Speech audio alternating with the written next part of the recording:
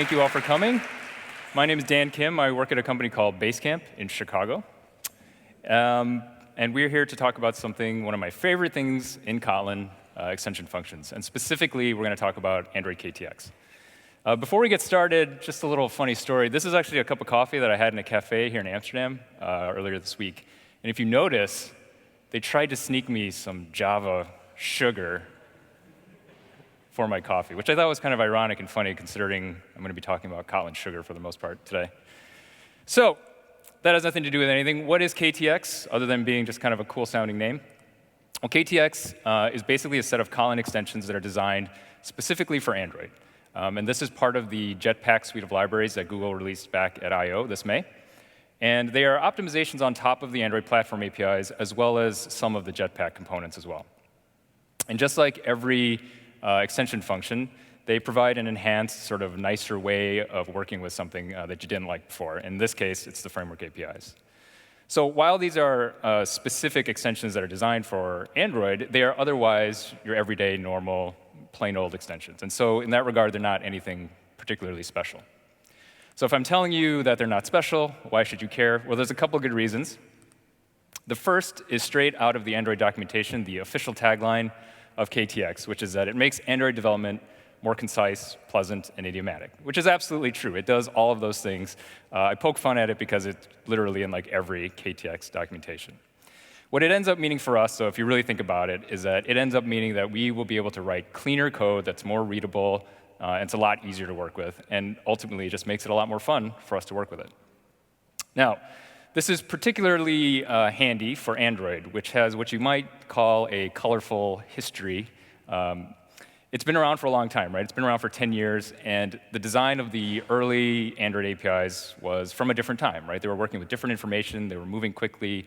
It's an older API, and for what it's done remarkably well for being 10 years old, right? It's held up wonderfully, it's done everything that we've ever asked from it, but it's getting a little long in the tooth. So being able to make things nicer without making any breaking changes, without making any fundamental changes to the low-level APIs that we are all used to and enjoy working with, is a big deal, right? And that's a big benefit for Android developers because we're used to seeing stuff like this, right? This is an example of an older API from version 11, which is Android 3.0 back from February 2011. So this is almost an 8-year-old API, but it is a fundamental low-level API that you might have been using. Right? Now, there's a few things you could do here just with Kotlin to clean it up. This is sort of a worst-case example.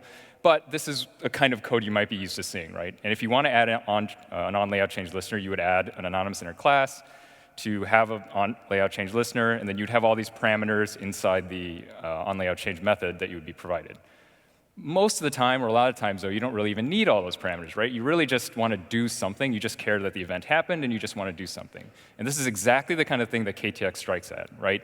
It takes away all that stuff, and it makes something that used to be like that into something like this, right? And that's a big difference, right? Being able to make a really meaningful change to the readability of your code like that is a really big deal, right? And so these are built into KTX, and they're maintained by Google, of course. Now, we'll get into a bunch more examples after this, but I just wanted to kind of lay the groundwork for that. The second reason you should care is that you can learn a lot. The primary maintainers, like I said, of KTX is Google. And there are two gentlemen who are primarily responsible and advocates for KTX. I'm sure there are other people who work on it. These are just the guys that I know work on it. That's, of course, Rahman and Jake. And if you know any of their work, like Rahman's been working on Android since the beginning of time, basically. Jake, obviously, we know all his community contributions and his Kotlin work at Google now. And so maybe it goes without saying that these guys are great API developers, right? So if you watch their work and you listen to what they talk about, you can learn a lot about Kotlin and about Android by just kind of listening and watching how KTX is developed, right? So we can talk about the questions that they considered, the trade-offs they made, what kind of considerations they thought about. So let's talk about those things, because I think they give you a bit of a hint into what KTX is like, and you can learn some stuff from that. So one of the big things that they talk about a lot is this question: are we adding any new functionality? And the answer should be no. KTX is about enhancing existing APIs, and it is not about adding any new functionality to Android itself, right? And this is sort of a core tenet of what KTX is, right? Anything that's new, that's adding functionality, should be available to everybody. So there are, if you can believe it, still Java developers out there, and they should have access to anything new as well, right? So anything that is new should go upstream into the actual framework, the frameworks or the core support libraries. And when the project first started, there were a lot of issues on GitHub or questions that were sort of suggestions about all sorts of stuff you could do with extension functions. And a lot of them got nixed because they were adding new functionality, right? They thought through this and they realized that, hey, we can't just be adding stuff just for Kotlin developers. So this is sort of a core tenet of KTX. Another big thing is the question they ask a lot is, are we leveraging Kotlin-specific language features, right? So there's all sorts of stuff that Kotlin can do for us that Java cannot, right? So there's stuff like destructuring and operator overloading, the default parameter values. There's all sorts of stuff that we can take advantage of, right? And so if we're doing something that Java can't do, then we're probably on the right track for creating a useful library, right? If you're not using a Kotlin-specific language feature in your extension, or in KTX in this case, it's OK. It doesn't mean it's wrong. Like, there are absolutely reasons to do extensions for discoverability or convenience, but it might be something you just have to consider a little bit more. If you're using a Kotlin language-specific feature, you are probably headed in the right direction. Third, and maybe obvious, is will the extension be useful in the long term, right? They were very careful about not optimizing for single or very specific use cases. Now, in your own extension functions, in your own work, we've all done this. You can write whatever you want and have it be very specific and as convenient as you want. But for a library that's going to be used by thousands and thousands of developers, they had to be very careful about not extending themselves too far so that they were making something that was so small that it wouldn't scale for future versions, right? So they're sort of being careful about adding new stuff and making sure they won't have to deprecate it or pull it out in later versions. One of the examples they talk a lot about is the SDK int check, right? Like, we all do this. We check the SDK int, and then we have to branch, like, if this, that, whatever else. And there's a way to write an extension function for something like that might be useful, but it starts to break down, right? You start having all these branching conditions. You have newer API versions that are going to be coming down the street. And so this is one that they kind of mention a lot as far as long-term maintainability. Fourth, does the extension provide a meaningful upgrade? And meaningful is the key word there, right? Is the current implementation of the framework APIs truly going to be enhanced by this extension? This is a bit of a judgment call, right? And this is where you kind of have the art more than the science of programming. And this is kind of where you have to trust Jake and Roman. So are we markedly improving discoverability? Are we significantly making it more easy to read or more convenient? These are the kinds of judgment questions that they batted around a lot. And I think as we go through the library, you'll see they made a lot of good choices. And then finally, again, maybe obviously, but something you should ask yourself, is the intent of the extension clear, right? Does the extension signature make it clear what the implementation is going to do? Is the name of the extension clear? Does it have default parameters? What order are they in? Does it take lambdas? How many are there? What order are those in? Like, there's all sorts of stuff you can consider when you're just creating a simple method signature. And so they thought through pretty much all of this stuff for us and have provided a really nice, tightly packaged API for us to use. OK, so those are sort of the 5 basic tenets of KTX and why you should care. So enough talk. Let's get to the code, and we'll get into some examples. Here's the requisite slide where you were told how to implement KTX. All you have to do is have the Google repository and then add 1.0. I think it went 1.0 a couple weeks ago, so it's pretty much good to go. These are all the modules of KTX that are available. Like, it looks scary, and I don't expect you to read it all. I just wanted you to know the fact that they're broken out very individually so that you can pick the extension functions that you want, and you don't have to pick them. You don't get like this huge bundle of stuff, right? So there's all the way from core down to fragments and all the lifecycle component stuff. So you can just pick the one that you want, right? You don't have to pick everything if you don't need them. For the purposes of this talk, we're going to focus in on core-ktx, because that's where the majority of the extensions live. That's where some of the older APIs live. It's the biggest, broadest of the bunch.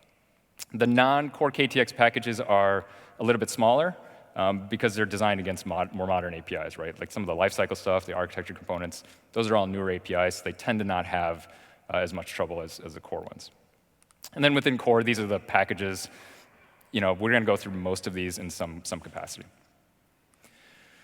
A quick note about the example. So I tried to break these down into some sort of logical groupings. And what ended up happening was there's a group of these extension functions that make use of Kotlin-specific language features. And so I think it's valuable to go through those to help you learn about those language features as well. So there's a grouping about those, and then there's some that are just sort of a grab bag of these all kind of work in the same way. So we'll go into those in just a bit. All right, let's get to the examples. So the first grouping of Kotlin language feature ones is about named parameters and default values. Now, I assume, hopefully, most of you know what these are. If you don't, named parameters are simply letting you send a parameter by name. So you can give it a name and then tell it the value you want, right? So it makes your call site very clear. And it's particularly useful in cases where like you have two ints or two booleans. And you just say true, true, and you have no idea what those are until you look at the signature. So being able to name those helps make your call site a lot clearer. Default parameter values are exactly as they say. They allow you to provide a sensible default to a parameter so that if you don't need to pass it, you don't have to pass it. Again, it makes your call sites cleaner, and you tend to not have as much overloading of methods because you don't have to pass every value. So that's all fine and good. Let me show you examples that actually implement that. So this is how you would set the bounds currently without KTX of a drawable, right? There's 4 values you have to pass in: the left, top, right, and bottom. And if you only want to set the bottom to 100, you still have to pass in 3 other values, right? This is not great. It's not the end of the world, but it's not great. And this is exactly the kind of thing, again, that KTX strikes at. What would be a lot better is if we could do something like this.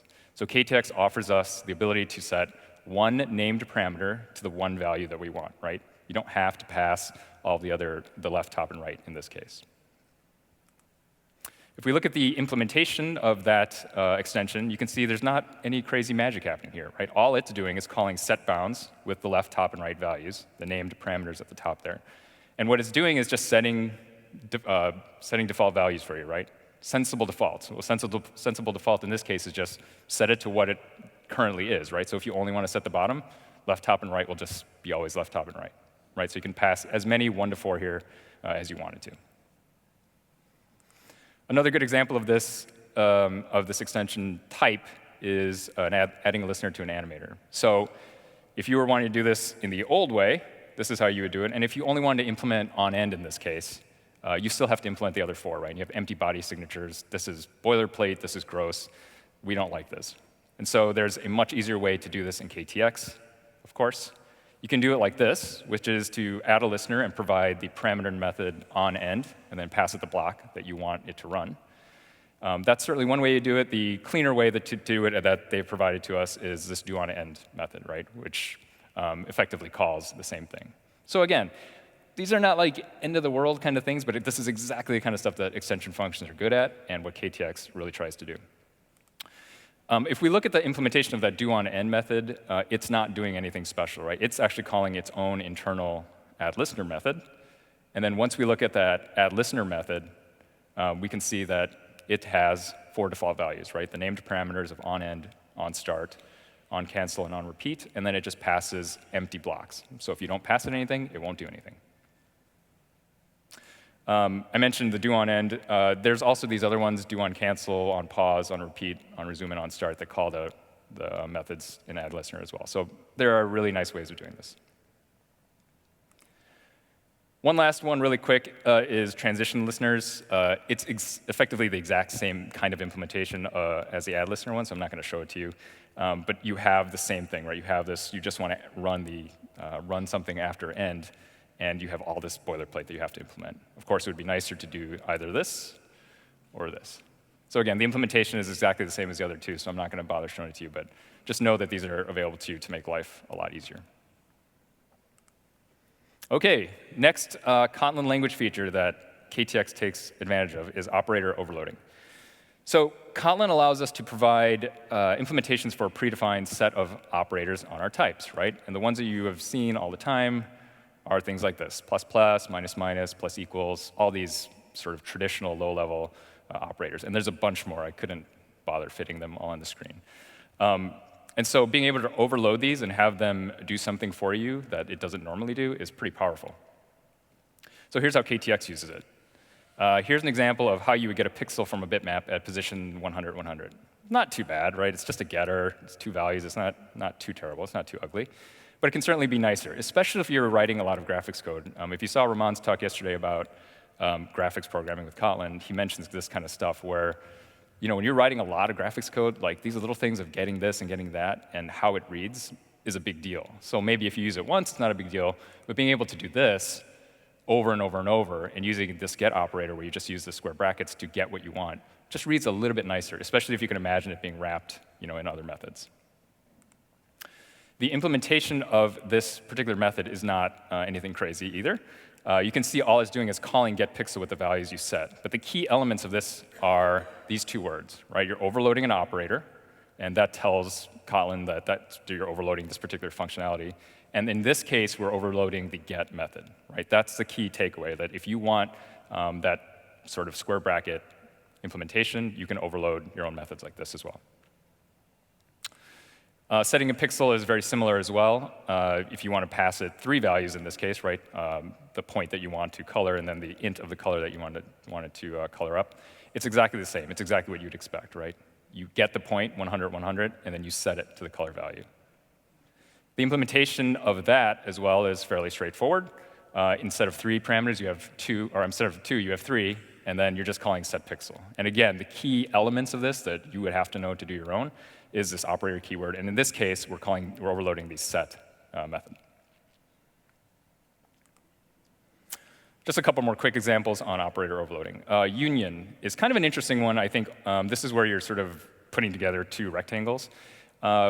Union is interesting because for me, it's like I don't do a lot of graphics programming, but to me, I don't think of the word union ever. I think of like plus or add or merge or something else. Like that word doesn't kick into my head. So when I'm thinking about putting 2 things together, I may not even know that something like this exists. And so a nice discoverability win with something like this is just to be able to add those 2 suckers together, right? It's exactly what you do. You're thinking, I'm just putting these 2 things together. Let's just add them together. And then when we get to the implementation, you can see it's fairly straightforward as well, right? You're just creating a new rect, and you're applying that union function across those 2. And again, the keywords here, operator, and in this case, you're using the plus operator. One last quick one is removing an item from a menu. This is definitely not good. Like, this is very verbose for doing something very simple. I mean, it's not super verbose, but it's long for what it could be, right? Very simply, let's just subtract it from the set, right? Minus equal that thing, just take it out of there. It's what we would do for any other collection. So why can't we just do that for KTX? It's super handy. And again, the implementation, nothing too crazy happening here. In this case, we're just overloading the minus assigns operator. OK, hopefully that made sense. That's operator overloading. Let's talk about destructuring. This is the third and last language feature that we'll talk about. So sometimes it's convenient to break apart an object into its component pieces, right? And just being able to assign those into variables without having to do a bunch of different lines, especially if that component has multiple pieces that sort of compose it. I think it's kind of an underrated feature of Kotlin. Like, I don't necessarily use this a lot, but as I started looking at it more, I started thinking of all these places where we could definitely leverage this. So I think in that regard, it's kind of underrated. Here's how you would get, normally, the latitude and longitude of a given location, right? You set a lat and a long, and you have to go get it, which is fine. Again, it's not the end of the world, but this is much nicer, just being able to set 2 parameters, lat, or 2 values, lat and long, and just setting it equal to location. And then the compiler knows what to do. It knows how to break that down, take the component pieces out, and assign it to those variables. It kind of looks like magic, right? Because you're just saying equals this object. You almost wouldn't even know that that's possible.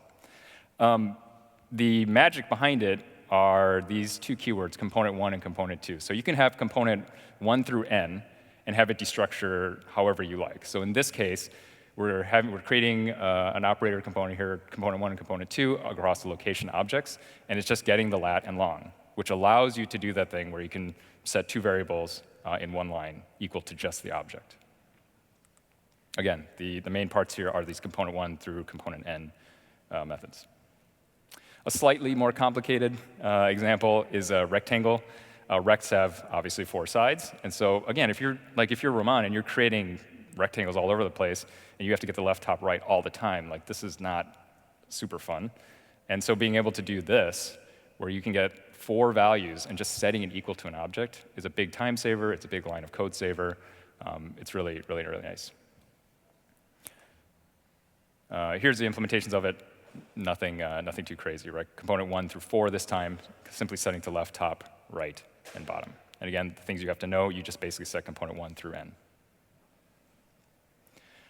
All right, last example, I swear, on this one, it's too easy. Color, if you ever want to get the RGBA values, again, same exact thing. You're going to just set red, green, blue, and alpha to a color int object. You're good to go. Implementation for this one is what you would expect, except I don't understand what's happening on the right side of the equal signs there. I assume it's correct, but let's just say that. All right. The next collection of stuff is not Kotlin language features, per se. These are more of a loose grouping of things that I found that I thought kind of all made sense together. And they are pseudo collections. So there's a lot of stuff in Android that sort of acts like a collection, but is technically not a collection and doesn't implement the collection APIs, and therefore you can't use any of the standard lib stuff in Kotlin, right? So it would be nice if we could do this stuff and use these objects like collections when they pretty much behave like that. And typically in Android, that's going to be hierarchy stuff, groupings of stuff, views, things like that. And so you can imagine how useful this would be. Here is an example of how you would see if there's any objects inside of a view group, right? We do this all the time. If you've done any kind of view work, you have to just check, if there's anything in your view group. And this isn't terrible, but it's fairly imperative. It's not the most declarative code you've ever seen, right? What we would do normally in a collection with a collection object is just check, like, is this sucker empty or is it not? Right? KTX, thank God, gives us stuff like this now. You can just say, is it empty or is it not empty? Like, it's so much easier and so much more readable when you're able to use a declarative statement like that versus sort of checking the size of something. The implementation of those two methods is fairly simple, right? You're just checking the counts. You're just checking to see if it's 0 or not. Here's another one where we're actually going through a hierarchy of objects, right? You would just like go through it. You have to do all this rigmarole of getting a loop going and checking all the items and doing all this stuff. Like it's just a bunch of stuff that you don't want to have to spend your time on. KTX provides this really nice for each, right? Again, this is exactly what you would expect in a collection. We use for each all the time, and so this should be something that's available to us in an object that behaves like a collection. When we look at that implementation of it, you can see it's actually not doing, it's doing exactly what you would expect, right? It's actually sort of like writing the code that you would have written anyway and just plopping it in there for you. And this sort of is a sidebar to that, is that most of KTX, not all, in cases where it makes sense, most of KTX's functions are inlined, right? They're made to sort of just be copies that are dropped into your code as if you wrote it yourself. And so the overhead for things like that are very small to none. There are some cases where they're not inlined for performance reasons, but for the most part, they're all inlined. And so when you use a piece of KTX, your method count might go up a bit, but it's not going to be significant. And it's basically like you just wrote the code itself. You know how it's going to work because it's going to be right there in that class that you wrote. One last quick example. Again, it's this index of child view thing. I feel like I've written that statement hundreds of times. And actually, you probably have an extension that does all this already. But it would be much nicer to be able to just say, hey, does this thing contain this view? Right? Again, this is exactly what you would expect from a collection-like structure. No big magic here as well. We're just checking the index of child in the implementation. And so view group is one of those things. I think I covered most of them. I don't know if I got them all here, but these are the kinds of methods, these collection-style methods that are available in view groups. Very handy. If you do anything with views, I suggest you use this library. One other quick example is in menus. Menus behave very much like a hierarchy, very much like a collection. And if you've ever wanted to see if a menu item was in a menu, again, you have to go through this rigmarole of checking it, and then you have to check equality of whether that item is there, return true or return false. Like, it's just a bunch of stuff you don't need to do anymore, because you can just check if that item is contained inside the menu. Really good stuff. And once again, if we look at the implementation, you can see this is basically what you would have written yourself. So KTX is basically just doing a bunch of work for you that you no longer have to do. Here's the list of menu collection-style methods. Again, I think I got them all, but there's probably a few that I missed. But these are the kinds of things you can do now with menus. All right, this is my favorite section, the making life easier / discoverability section. This is basically a grab bag of Kotlin extensions that will make life a lot easier on Android for you. For most of these, I'm not going to show you the implementation. I think we've done that show. You've seen how most of them are done. They basically do what you would have done. This is more to just let you know that they exist so that you can use them when you go home. So creating a bitmap, one of my least favorite things in the world to do because I can literally never remember the last 3 parameters. I know that you're supposed to set them to these. I know that these are the sensible defaults, and that's basically what they tell you to do all the time. But I literally cannot remember how to do this ever. And I don't ever think of it being a static method on bitmap. I don't know why. Like, it just never stuck in my head. For all the things that stick in my head, this one never did. And so they've created a top-level function. This is technically not an extension. It's a top-level function called createBitmap. And all you got to do is pass in the size you want. That's it. No more remembering RGB 888 and color space and all that stuff that I don't know. Super nice. And when you see the implementation of this one, I thought it was worth seeing. You can see they're just setting config, has alpha, and color space to the sensible defaults, the ones you would pass in anyway. This is really helpful. This one is just like, I literally have to never remember this again. More bitmap stuff. If you ever wanted to draw the screen to bitmap, say take a screenshot, again, something I can never remember, you have to create the bitmap, you have to create a canvas and associate it, you have to maybe do some translation, and then you got to draw it to the canvas, and like at the end of it, you might have a screenshot, maybe. Just take the view and draw it to a bitmap now. It'll give you a bitmap with the screen drawn to it. So this is really handy for obvious reasons. Shared prefs, this one's not earth-shattering by any stretch, but chaining 3 methods together isn't the most fun thing, and it's repetitive. So being able to do this in one line, like so, getting the editor and passing what you want to happen, and having it apply automatically, because has there ever been a case where you wanted to not apply something that you put in? It does that automatically now, right? It just assumes that you're going to want to apply it to the prefs. String building, another thing I can never remember. It's not exactly hard, but it's sort of tedious, and there's a lot of things you have to set and things you have to remember, things like span, inclusive, exclusive, and how you want it to work. So again, they should try to figure out what the sensible defaults here are going to be. And so if you want to create a spannable that has a bold hello in it, it's a lot easier now. You just take your builder, and you wrap it in a Lambda, and you append the word hello in the bold method. That's it. Like, I can't even tell you how much easier that is. And if you want to get really nuts, you can just like bold, italic, underline, do it all. It'll set spans to all that stuff for you. Like, no more of this like creating your set span. Bundles are favorites, passing stuff around. There's all sorts of stuff about bundles that's bothersome, right? There's the fact that you have to call specific methods for the type, put string, put int, put boolean. There's a lot of them. Typically, like a lot of times you're passing a bunch of stuff around, and it's just like a lot of overhead for something that's not something you should have to think about, really. KTX makes this way easier, right? So now we have a bundle of method that uses the toInfix method to map to create pairs of these objects, right? So now you can see, instead of doing put string and put int and put boolean, I just say hello to KotlinConf, Kotlin to 100, and Java to true. So there's var args as well, right? You can pass as many as you want, and this is how you can create a bundle. It's super easy. A lot nicer than having multiple lines and thinking about what types they are and all that business. This is the implementation. I don't expect you to read it. I just wanted to show you how much work they did for us here and why we should be thankful for this method. They're checking all the types for us, calling the right stuff. This is an exception to most of KTX. Most of KTX is pretty small, as you've seen so far. This one is an exception. This sucker, they do all sorts of stuff for us. So use it and make your life easier. Database transactions. What do you have to do in every database transaction? You have to start it, you have to make sure you close it, make sure you wrap it in a try, because if it crashes, you don't want the database to stay open. Pretty obvious target for needing an extension. In fact, you may probably have one of these already.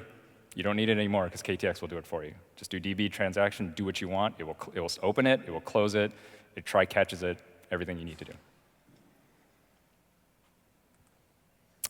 This one's just a little nice one. It's not a big deal. Context compat, if you want to get the alarm manager service, for example, you have to write this thing with the ::class type with it because of type erasure. KTX uses the reified compiler trick to make sure that we can keep the type now. So when you call it, you don't have to pass it this ugly class.java, right? You can just say, get me the system service from any context, and pass it the name of the service that you want, and you got it. This one is kind of silly. It's not not particularly a big deal, but this is how you normally post a delayed call to the view. And the only thing that's like wrong with this is that in Kotlin world, they're in the wrong order, right? You really want the lambda outside of the parentheses if you can have it. And so that's literally all a KTX does. It fixes the order of these two things just to make it like a little bit nicer. And again, if you do a lot of this kind of stuff, it would make a difference in the readability of your code. But if you look at the implementation of this method, it's literally just like swapping the two methods or the two parameters. OK, so that's the end of the examples. I covered maybe, I don't know, 30 to 40% of the surface area. There's definitely a bunch more that I didn't go into. I really just wanted to focus in on those three main Kotlin language features and then give you some idea of the stuff that's in there, right? I didn't want to go through every single possible extension. There's a bunch in there. I suggest you look at them if you're interested in them. A few things to keep in mind as we wrap up. You might have some conflicts with your own extensions, right? We haven't had KTX for a long time, so if you've been working with Android and Kotlin for a while, you probably have a huge suite of extensions. You may run into conflicts. We certainly will. They're naming, obviously, conflicts where you might have to fully qualify. You obviously have maybe slightly different implementations of something that happens. It's obviously up to you what you want to do there. We will probably lean toward getting rid of ours so that we just have less code for ourselves to maintain and leaning on KTX. Just something to be aware of. Like the first time you drop KTX into your code, you're probably going to see some compilation stuff. It's good to remember that what's good for core-ktx is not a value judgment on all extensions. I mentioned this earlier about sort of how strict and the kinds of things they had to think about when creating core-ktx for thousands of Android developers. Your own extensions are obviously not subject to that line of thinking. It is good for you to remember. I think there are good considerations for you to think about with how KTX is designed, because I, for sure, have written bad extensions where I was being lazy about stuff and I didn't really think it through. So if you apply some of those philosophies, they can definitely be helpful. But don't take it as some kind of judgment. It's like, you should never do this, or you should always inline. Don't think of it like that. Just take it as a bit of information. Should I still use Anko and Kotlin Android extensions? I'm going to cop out and say it depends. It certainly depends for us. We still use view bindings from Android extensions. We still use parts of Anko. If you're seeing some overlap, I would, of course, say use or rely on KTX. That's certainly the future. The thing about Anko and Kotlin Android extensions, from my experience, is that it's a bit looser. And so the stuff that they have and the stuff that they provide in those libraries may be stuff that KTX will never have, to be totally honest, right? They may never have some of the stuff that Anko and Kotlin Android extensions has, because they might just be a little bit more strict about it. So it just totally depends on what your situation is and how much reliance we have on these. For us, we're going to continue to use them probably for a little bit. Keep 110, this is sort of mildly related. This is a Kotlin, what is it called? Kotlin evolution and enhancement program. This is a proposal by Jake and team to help make certain things about extension functions be taken over by the Kotlin compiler. So they've proposed that if we can get the Kotlin compiler to do named arguments, to do default parameters, to do very simple stuff, and just have it generate that stuff for us, that we won't have to write some of these more trivial extension methods and maintain them in KTX.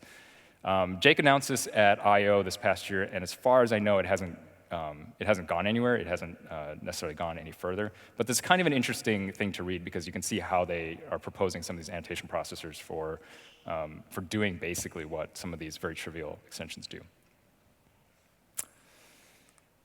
Contributing to KTX. So full disclosure, I have not contributed to KTX. However, I did pull it down and look at it. So I just wanted to give you some hints on how to do that. The first thing you're going to think of is like, damn it was on GitHub, but now it's an ASOP, so now I'm never going to look at it. That thought may have occurred to me at some point. It's not as bad as you think, maybe. Now, it sounds really scary because it's AOSP, but I actually brought everything down, and there's a way to pull everything down without having all of Android source. So if you've never done it before, like my first thought was like, I have to pull down all of the Android source, and I'm going to be here for 3 hours and doing all this stuff. You can pull down basically Android X and just have that code. And the rsync tool and everything is not as bad as you think. It's basically just like a wrapper around Git, I think. So pulling down Android X and just looking at that stuff is actually not as bad as you probably think. I was up and running in an hour. I'm ready. I could change it and commit if I wanted to. It's also kind of interesting because when you pull down Android X, you see a bunch of code that maybe you haven't seen before. Like, all of support library was in front of me, and to be totally honest, like, I never really looked at the source unless I needed to by drilling in from a particular function. So having the source in front of you is actually kind of cool and being able to do that. The other thing about it is that they're jest extensions, right? And so the fact that they're jest extensions makes it very approachable. Like, it's very easy for you to understand what they're doing, right? And because the entire library is written in Kotlin, there's no context switching in your brain of like, I have to go from Java to Kotlin, right? This is one of the very few, if any, official libraries that are just in Kotlin. So you just go in there and you know what it looks like. Like, I had no trouble looking at any of these methods and understanding exactly what they do. And then lastly, there's a low barrier to entry, right? The implementations of these are small. The tests are small. You're not writing like a support library, new functionality or something like that, where you have to check all sorts of versions and stuff like that. A lot of times you're just aliasing and you're just calling the original behavior, which already has tests behind it. And so for you to implement and create a new KTX suggestion is as low a bar as you could probably have for being a contributor to AOSP. So if you've ever been interested in becoming part of that and wanting to be part of AOSP, this is a really good place to start. And then one last thing, don't be discouraged by no. They sort of made a big point about this because, again, they had to be very careful about what came into the library, and they don't want to have to deprecate constantly over the many years to come. So they suggest starting with issues. They start with a discussion, maybe suggest what you think it would be. Don't maybe go off and create a bunch of pull requests and really deep code. It's OK to do that, of course, but they've often suggested to create issues to start a discussion, start a conversation, and then you might see where that goes. So don't be discouraged if they say no. Again, that core sort of value judgment on what is good for KTX is not necessarily good for everything. Just a couple links to ASOP and the issue tracker if you're so interested. Again, everything is on ASOP and the Google tracker, no more GitHub. And that's it. I hope it was helpful. I hope this gave you just like a brief introduction into what KTX can do for you. And if you have any questions, come find me. I'll be around. Thanks.